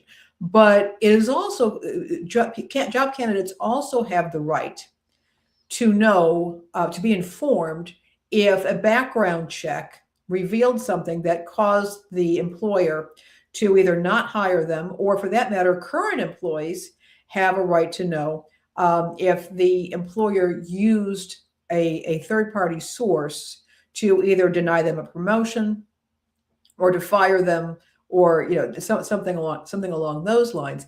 And with these AI tools, it's gathering up information about a person that may not be accurate, and the person may not have, is suing. These folks, I think, are suing because they feel they should have the right to that information, even though it's not technically a third-party report or background screen or a credit report.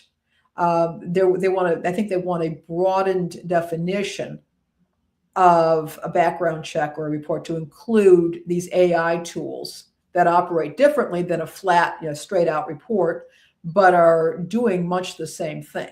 And they're influencing a person's job candidacy. And again, it could also influence whether you get a raise, whether you get a promotion. Mm-hmm. And there is going to be a need to expand or to make changes within the regulatory environment to ensure that job candidates and employees are getting a fair shake. Yeah, and you make a good point too about how AI can be flawed. I've noticed that too. I never take anything for 100% true when it comes to that. I'll use AI for like technical kind of questions if I'm having problems with a program or something like that. I'll ask it that. But when it comes to like more important things, like when it comes to legal stuff, and of course when it comes to job stuff too, you always I hate to quote Reagan, but he said, trust but verify. So you can trust up to a certain point, but always get some human eyes on there too as well. So finally today in the old recurring tide, we got a lot of water coming in on the recurring tide today. It's been This year is the 25th anniversary of 9/11, and we still got people in prison. So it's 24 right now. It'll be 25 in September, but 24 years after 9/11, 15 are still imprisoned at Guantanamo in Cuba.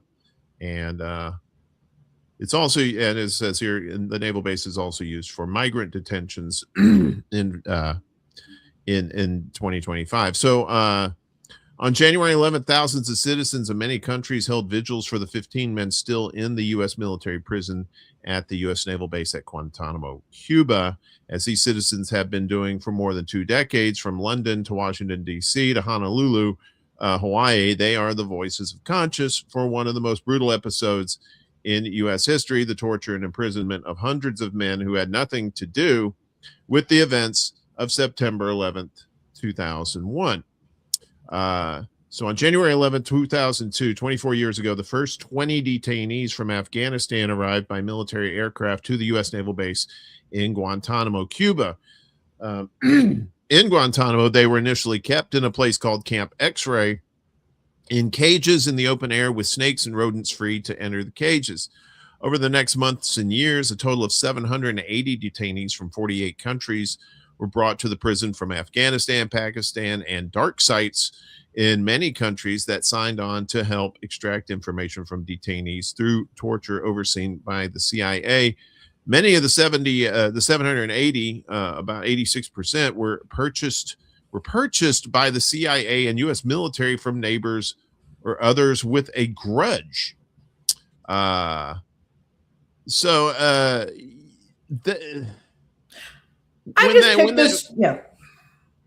When Guantanamo Bay opened, they were just throwing people in there left and right, calling people terrorists. No trial.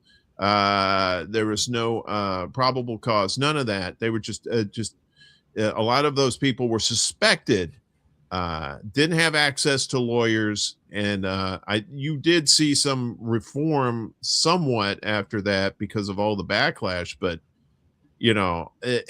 it's the same thing as what they're doing now. There's a lot of this indiscriminate. There's no proof of, like, going after immigrants, illegal immigrants, right? Anybody can be an illegal immigrant, and the fact is they're probably rounding up more legal immigrants and U.S. citizens than they are the actual illegal ones. So this was, I think Guantanamo was a scare tactic and a cautionary tale for anybody else. Like, this is the new America, and this is how we do things. Yeah, I included this in just to remind folks that Guantanamo is still there, and this is yeah. And we're still, and it's been there, under both Trumps, under Biden, under Obama. Of course, George W. Bush was the one who got the ball rolling on that. So, it's very hard for us to talk about freedom in the United States when we're doing stuff, having basically these internment camps for people that may or may not even deserve to be there. And a lot of those people, they were just caught up in it. Wrong place, wrong time.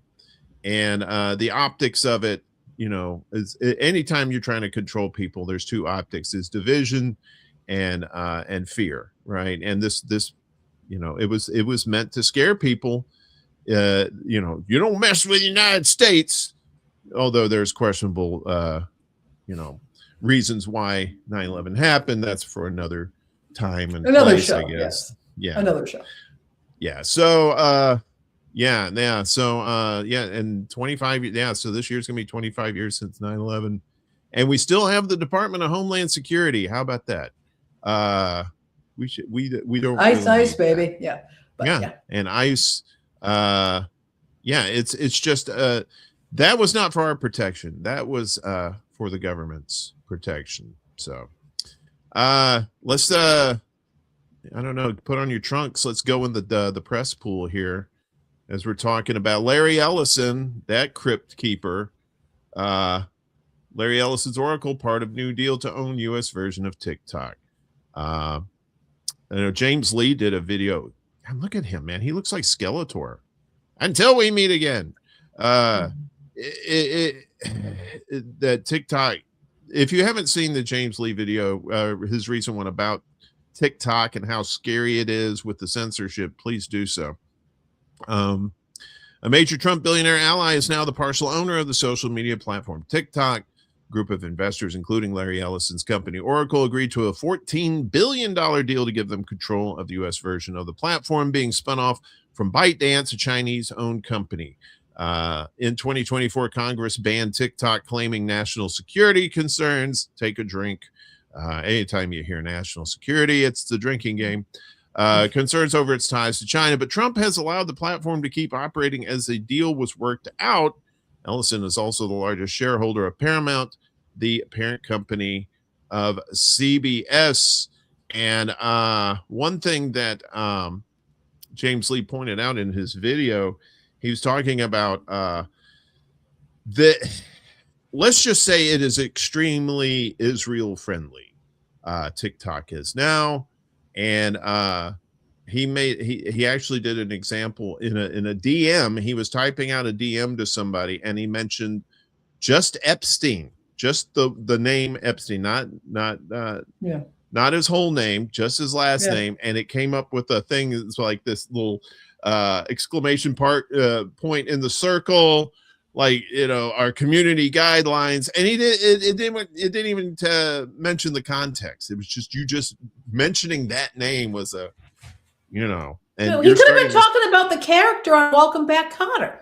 Yeah, you know, if you put Juan Epstein in there, you know, I got a note from my mother. But yeah, and now you're starting to see droves of people leave TikTok and go to this new app called Unscrolled. Is it Unscrolled? Upscrolled. That's what it's called. I'm my boomer brain there for a second. And it's basically ran by X. Your Gen X, Warren. Man. Upscrolled is run by a Palestinian investor, I believe. And I believe it's become the #1 app of its kind on the stores there, and people from TikTok and X, those folks are starting to freak out because people are starting to leave because they're tired of the censorship. Who would have thought that people wouldn't like censorship, Lainey? Well, you know, I put it in the press. I put this story in the press pool because social media is the way people get news. And I want people to know that, you know, okay, TikTok, that this deal has been brokered, and this is who is taking control. I want people to know about it. I'm hearing all kinds of goofy stories, by the way, from creators who are not even discussing. They're not discussing, for example, electoral politics. They're not discussing Palestine or Israel, but they're talking about other issues, and they're finding their stuff is just not showing up. So just to be aware of that. And that's one of the reasons why we have a Substack, Uncle Warren, and why we have the presence on so many different places, because I learned with Hard Lens, we learned very quickly that if the algorithm doesn't like you, you can lose your channel, you can lose your following. So we try to make it as easy as possible for people to get in touch with us, so we can get in touch with you and let you know this is where we're going to be. Yeah, and the fact that this is just blatant censorship at this point is very it's very disturbing. I'm not surprised by it, but it's still, when you actually see it in practice like that, it's pretty disturbing. And what's been going on with public media too has been disturbing as well. Public media holds its apocalypse at bay for now, though Congress cut $500 million from NPR and PBS stations. Vanishingly few have closed their doors. Angst about their long-term future remains. So things looked bleak last summer for KCAW, a tiny public radio station serving the remote community of Sitka, Alaska, population 8,300, about 8,400. Congress had just slashed $500 million in funding for public media, blowing a $187,500 hole in the station's budget. Mariana Robertson, the station's general manager, said she had faced a potential doomsday situation that included cutting staff. Then the donations poured in. Now Ms. Robertson is one of many station directors across America who finds themselves in unexpected territory, first expecting the worst, but then buoyed by a flood of emergency funding that has kept their station stable and surviving for now. It's a huge success story, and we're so grateful and thrilled, but the future is unclear, she said. So, yeah, I think that's what the metamorphosis of these stations are. Because of how, like you had spoken early, well, in a few shows back about the need for these, they just basically became community radio and TV stations, right? And these communities rely on them so much, and they're so they provide so many good services for them that now it seems like these communities are rallying around these stations to help keep them going. Which I think is a great idea. I guess I would love to have more public funding go in there, but if the government is going to be, act like a child like that, then it's great to see like the local community standing up for their own. It is. And I think, again, this is one of those things that, being from Chicago, I didn't realize the importance of some of these public stations to communities. Moving down here, there is one public station here that really does provide news coverage. It's not like Chicago, where we have multiple news stations like WBBM, WGN that do an excellent job in addition to public stations. And down here, when I try the AM dial or anything for news coverage, I get somebody ranting about how liberals are mentally ill. Now, I don't call myself a liberal. I haven't called myself a liberal in a long time, but that's not helpful news coverage. And there are just whole areas where they don't have the luxury of professional broadcast stations and real news departments. And so I think that this is encouraging. It does show that people value, small town Americans value their local media, and they value their local radio stations. And it's an uncertain time, and I'm hoping that they're able to maintain this. And if they can work with their donors, work with local businesses to keep that money coming in, possibly working with grant writers, because there are other foundations that might be willing to donate specifically to these small town stations. That's good news. But I want people to know that this is still happening, and that people do value these stations. They want to support them, and I'm hoping that continues. Yeah, it's like we talked about earlier too. You couple that with the distrust of the mainstream media. People are turning more and more towards alternative news sources, and a lot of those news sources are on their public channels, which are brought to them by their local people. So it's the communities bringing information to themselves like that, almost like a self-sustained ecosystem. And you're probably going to see more and more of that as they try to devalue NPR and PBS and those types of things. I think that's the trend, is you're going to see more community focused type media outlets like that, instead of weaning off the teat, as it were, off the national and getting more local. And that's good to see. And if you're one of these people that wants to get into local journalism, please do so. We need more independent voices out there to do this kind of thing. Yeah. So we go from this to the clownfish. It's clown time. It's time to clown, especially if you're a hotel.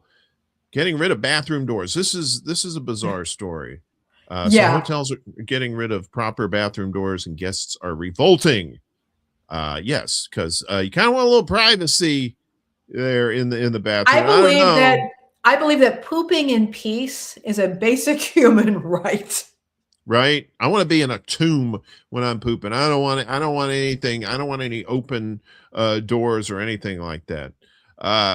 So first they came for the closets, then they took the bathtubs. Now hotels are stripping away the only thing separating us from the animals, the bathroom door. Guests are waving goodbye to the luxury of a fully closable, opaque barrier between the restroom and bedroom, checking in to find sliding barn doors, curtains, strategically placed walls, and other placements that aren't as proficient in the art of noise and smell containment, especially the smell containment. That's probably the most important. In some cases, they're not even good at hiding the view. You couldn't see the fine details, but you could see everything else, said Denise Milano Sprung of the frosted bathroom door of the hotel she shared with her husband at Calgary Airport Marriott. I've been married for 25 years. I love my husband, but I don't want to see him use the restroom. Sprung has spent some 2 decades traveling for work. Her husband's speaking engagements and her son's hockey games. The executive at a financial planning firm on New York's Long Island has come to appreciate the simplicity of the non-transparent bathroom door. Mid-price hotel chains have long operated on thin margins to keep rates appealing. Okay, you're trying to save money, but really you want to get rid of the just read on. This is something else. But the push to cut costs has become more urgent. Business and groups travel is still lagging post-pandemic, while staffing, construction, and energy bills soared. According to Lisa Chervinsky, a lecturer at the Cornell Peter and Stephanie Nolan School of Hotel Administration. That was my old job. In the eyes of a chief financial officer, the humble door can look like a money pit. Closing off an often windowless room to natural light means guests will run up energy bills and leave maintenance with more light bulb changing work. Concrete and wood are expensive. Door handles jam and break. The Americans with Disability Act requires a door frame wide enough for a wheelchair. Many of the early modifications had drawbacks. Hotel architects installed pocket doors that don't require space to swing inward or outward, but have mechanisms that are costly to maintain. Can't believe we're talking about doors here. Curtains get dusty. Sliding barn doors have gotten more popular, but they can be unreliable closers. So when designing this, we wanted a door that allows you to both see and hear everything that's happening behind. That's comedian Becca Harris said in a sketch about sliding doors. This door is designed to either move your relationship forward or end it. The ventilation defense rings hollow for critics who say keeping the doors odors contained is the whole point of a sealed bathroom. Right. Yeah. You don't want to, you don't want to use chemical weapons on your own people there.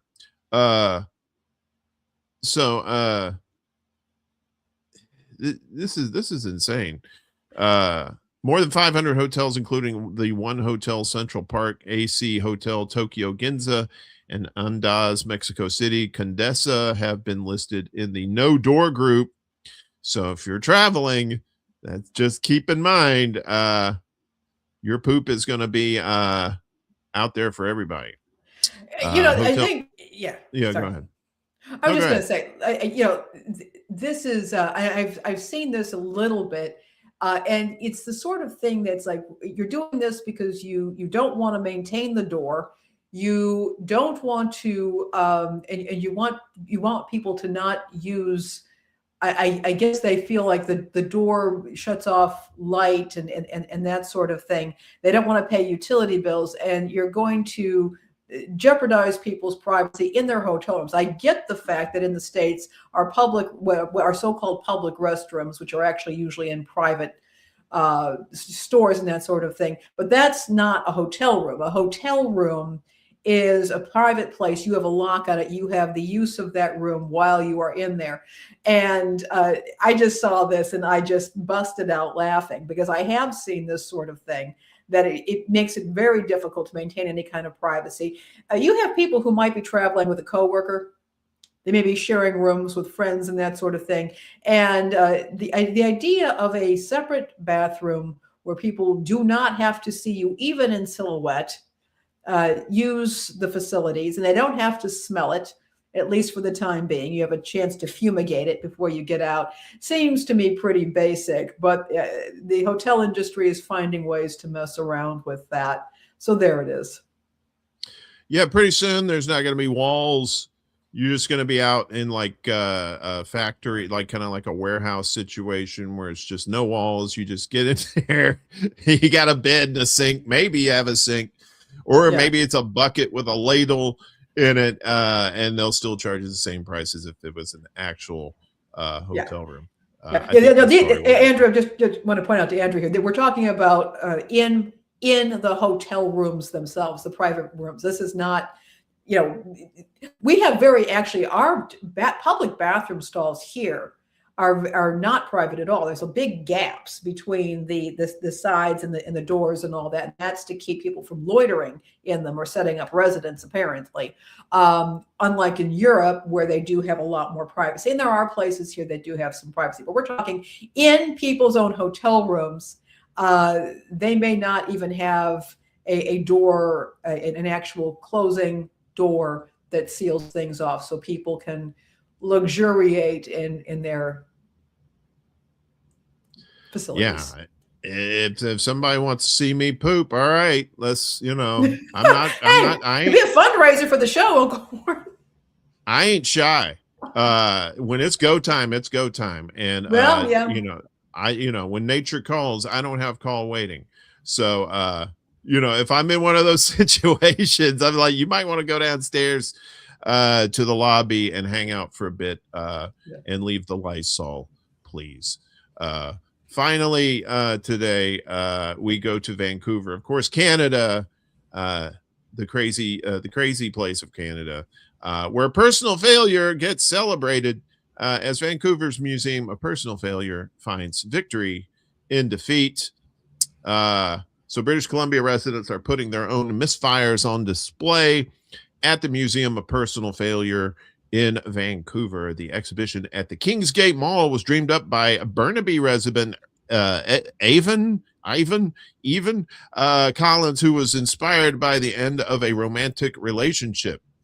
I just needed to do something with it, and this is what I did, Collins told Canadian Broadcasting Company News, CBC.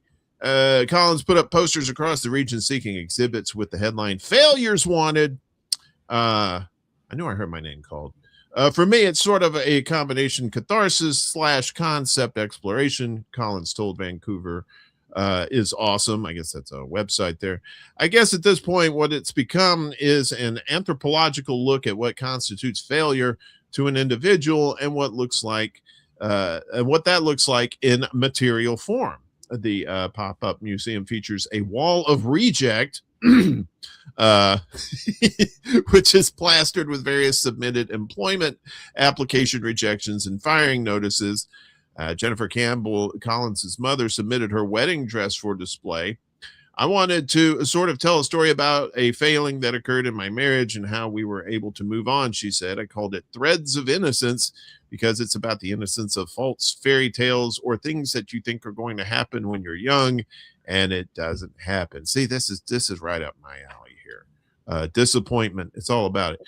Casey Valensky, a bladesmith with Lynn Valley Forge, submitted a knife he made that turned out to be unsharpenable due to the chemical properties of his quenching oil. And folks, make sure you choose the right quenching oil if you're going to quench something. Failure is a step forward. You don't go forward unless you fail. You have to be able to look back at your failures, figure out why they failed, and change the process and move on. The museum also features photographs and other artifacts of failed relationships, as well as tie rods from a failed car repair, a record of failed songs from a local music producer, and a stamp Collins attempted to make to promote the museum. I got most of the way through before it occurred to me that this was going to make a backwards image. He said each item is accompanied by a written explanation from the person who submitted it. Looking at the actual objects, you're like, this is just a thing, but within the context, it's imbued with meaning. He said it's interesting looking at a scrap from a person's life and then to hear the story behind it. The Museum of Failure runs through February 3rd at the Kingsgate Mall in Vancouver. So Kate, if you're out in there, if you want to be our roving reporter and go check out the museum, she's in the Vancouver area, you can do so. A museum for failure. Boy, if we did that in the United States, we'd have to have like the Mall of America in Minnesota size place to fill that up for American failures, right? I love it. I love the idea that, there's this thing it's a cognitive error called success bias, where we assume that just because somebody was successful at something, that they knew what they were doing, or that they are offering a step-by-step path for success for other people, which is not necessarily the case, and that people might want to pay a little bit more attention to failures rather than people who are successful, because it could actually give you some ideas of how to avoid them. And also, a lot of people who are very successful had a whole lot of failures oftentimes in the past. So I love this kind of this, hey, let's just talk about, let's not try and hide this. Let's just talk about it, bring forth, we're human, this is what we do. I love it. Yeah, I mean, we shouldn't be afraid to show our failings like that, and especially if you learn from them, and then maybe you can pass on that knowledge to somebody else. Maybe that's what they call a cautionary tale, but it's better to be educated in various fashions than to not be educated at all, I guess I should say. So good on them. Canada there in Vancouver. I always talk about how things smell like disappointment, but I didn't know there was an actual museum for it, so that's pretty cool. We do have a programming note of mine coming up this evening. I'm going to have my buddy Jamar Jabari is going to be on with us. We're going to be talking about ICE, all the recent developments in Minnesota. What's going on? Is Trump actually stepping down or toning it down in Minnesota, or is that just more BS from him? We'll be talking with him. Good kid. I've had him on before, and a great musician as well too. So we'll be talking about some of that as well, but mostly the ICE stuff, because it is prominent in the news, and we need to rally the troops and get everybody together and get educated on this, on the right, get on the same page with this, because there's a lot of misinformation going on about ICE. A lot of people, some people in our audience are being misled, and we want to make sure that everybody understands the real deal that's going on. So that's going to be tonight at 8 p.m. Eastern, 5 p.m. Pacific time on my usual channels on YouTube, Rumble, and the Book of Faces. So I believe that's going to do it for us today, Lainey. Great show, Uncle Warren, and thanks to everybody who joined us today. You say that now. I don't know what that means. No, I thought it was good. I enjoyed our conversation with Willie last night on the Willie Bragg Show. If you haven't checked that out, check out Willie Bragg TV on YouTube. I think he's also on Twitch too as well. So appreciate him having us on. Hopefully we'll return the favor and have him on here at some point as well too. So any final thoughts before we get out of here? Reminder, next week, time change. Moving forward an hour, we're going to be at 11 a.m. Central Time, noon Eastern Time, and you make the adjustments. If you want a reminder of all this, please do click on our show notes or our Substack, subscribe to that, and you will get a notice in your email about it. We'll also have it up on our socials. Yep, and we'll probably have some other changes too. We'll let you know as they come along. As well, as far as like where you can see this and whatnot. Like Lainey said, we're trying to put more of a focus on our Undercurrent channel. So if you haven't subscribed, it's the Undercurrent for you, the number 4 and YOU. Just look for us and like and subscribe. We got shorts on there too that if you're interested, if it kind of piques your interest and you want to watch the whole show, you can do that as well as but we really like it when you join us in the community here. If you can join us live, that's great. We love it because we love your input, whether we agree with it or not. We do enjoy conversating with you, and because your opinions matter. And we love it when people show up.